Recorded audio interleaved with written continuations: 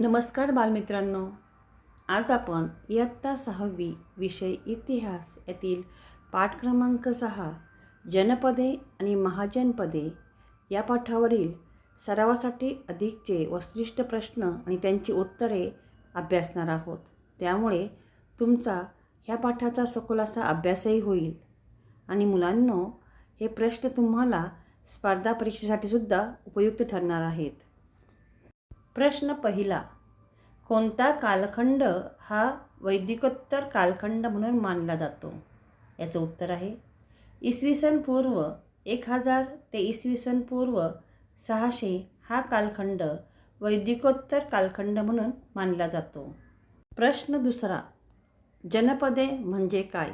याचं उत्तर आहे वैदिकोत्तर कालखंडात भारतीय उपखंडात जी छोटी छोटी राज्ये अस्तित्वात आली त्यांना जनपदे असे म्हटले जाते.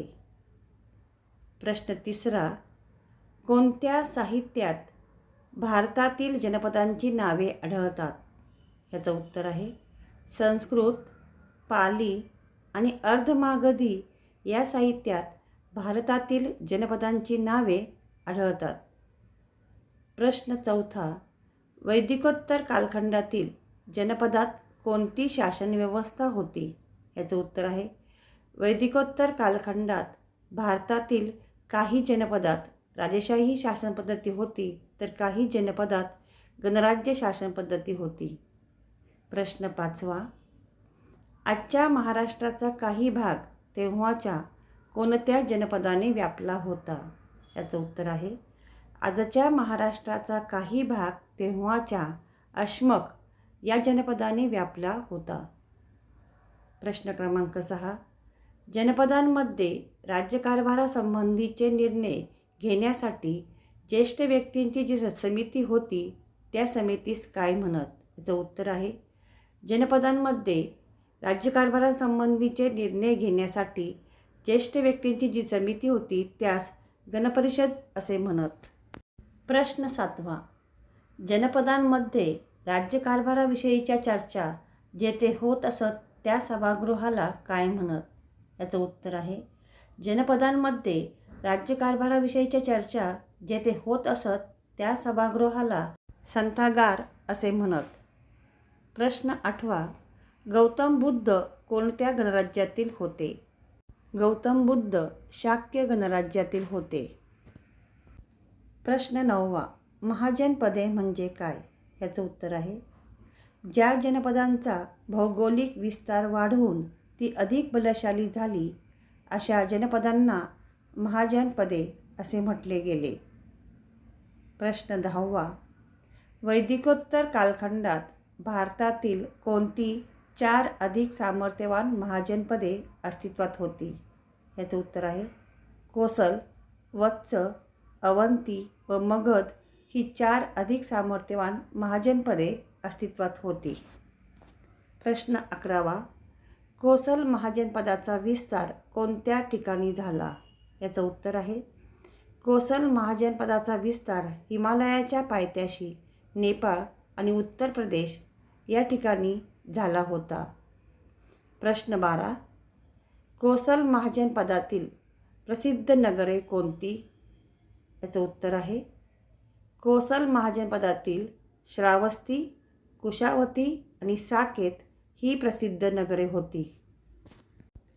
प्रश्न 13, कोसल महाजनपदाची राजधानी कोणती होती? याचं उत्तर आहे श्रावस्ती ही कोसल महाजनपदाची राजधानी होती. प्रश्न 14, कोसल महाजनपदाचा महत्त्वाचा राजा कोण होता?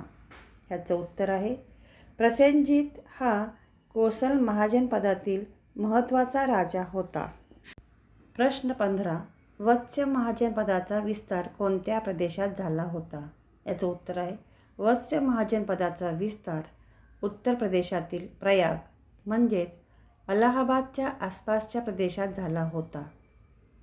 प्रश्न 16, वत्स महाजनपदाची राजधानी कोणती होती? याचं उत्तर आहे कौशांबी ही वत्स महाजनपदाची राजधानी होती. प्रश्न 17, वत्स महाजनपदातील महत्त्वाचा राजा कोण होता? याचं उत्तर आहे राजा उदयन हा वत्स महाजनपदाचा राजा होता. प्रश्न 18. अवंती महाजनपदाचा विस्तार कोणत्या प्रदेशात झाला? याचं उत्तर आहे अवंती महाजनपदाचा विस्तार मध्य प्रदेशातील माळवा या प्रदेशामध्ये झाला. प्रश्न 19. अवंती या महाजनपदाची राजधानी कोणती होती? याचं उत्तर आहे अवंती या महाजनपदाची राजधानी उज्जैनी हे नगर होते. प्रश्न 20. अवंती महाजनपदाचा महत्त्वाचा राजा कोण होता? याचं उत्तर आहे अवंती या महाजनपदाचा राजा प्रद्योत हा महत्त्वाचा राजा होता. प्रश्न 21. अवंती महाजनपद कोणत्या राज्याच्या कारकिर्दीत मगध साम्राज्यात विलीन झाले? याचं उत्तर आहे राजा नंदीवर्धन याच्या कारकिर्दीत अवंती मगध साम्राज्यात विलीन झाले. प्रश्न 22. मगध महाजनपदाचा विस्तार कोणत्या प्रदेशात झाला होता? याचं उत्तर आहे मगध महाजनपदाचा विस्तार बिहारमधील पाटणा व गया या शहरांच्या आसपासच्या प्रदेशात तसेच बंगालचा काही भाग या ठिकाणी झाला होता. प्रश्न 23. मगधची राजधानी कोणती होती? याचं उत्तर आहे मगधची राजधानी राजगृह राजगीर ही होती. प्रश्न 24. मगध महाजनपदामध्ये होऊन गेलेले महत्त्वाचे राजे कोणते? याचं उत्तर आहे बिंबिसार, अजातशत्रू व शिशुनाग हे महत्त्वाचे राजे मगधमध्ये होऊन गेले. प्रश्न 25. कोणत्या वास्तुविशारदाने बिंबिसाराचा राजवाडा बांधला? याचं उत्तर आहे महागोविंद या वास्तुविशारदाने बिंबिसाराचा राजवाडा बांधला होता. प्रश्न 26. बिंबिसाराच्या दरबारात कोणता प्रसिद्ध वैद्य होता? याचं उत्तर आहे जीवक हा प्रसिद्ध वैद्य बिंबिसाराच्या दरबारामध्ये होता. प्रश्न 27. कोणते राजे गौतम बुद्धांच्या समकालीन होऊन गेले? याचं उत्तर आहे प्रसेनजित, उदयन, प्रद्योत आणि बिंबिसार हे राजे गौतम बुद्धांच्या समकालीन होऊन गेले. प्रश्न 28. बिंबिसाराच्या मुलाचे नाव काय होते? याचं उत्तर आहे बिंबिसाराच्या मुलाचे नाव अजातशत्रू हे होते. प्रश्न 29. बौद्ध धर्माची पहिली परिषद कोठे झाली? याचं उत्तर आहे बौद्ध धर्माची पहिली परिषद राजगृह येथे झाली. प्रश्न 30. राजगृह येथे बौद्ध धर्माची पहिली परिषद भरवणारा मगधचा राजा कोणता?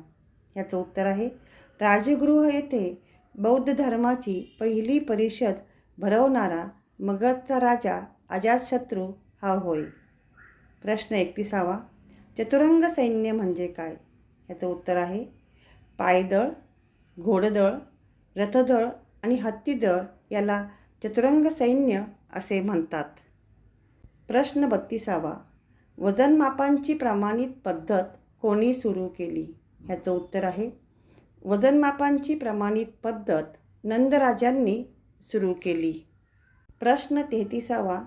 नंद घराण्याचा शेवटचा राजा कोण होता? याचं उत्तर आहे नंद घराण्याचा शेवटचा राजा धनानंद हा होय. पुढचा प्रश्न आहे मौर्य साम्राज्याचा पाया कोणी घातला? याचं उत्तर आहे मौर्य साम्राज्याचा पाया चंद्रगुप्त मौर्य याने घातला. धन्यवाद. व्हिडिओ आवडल्यास लाईक, सबस्क्राईब आणि शेअर जरूर करा.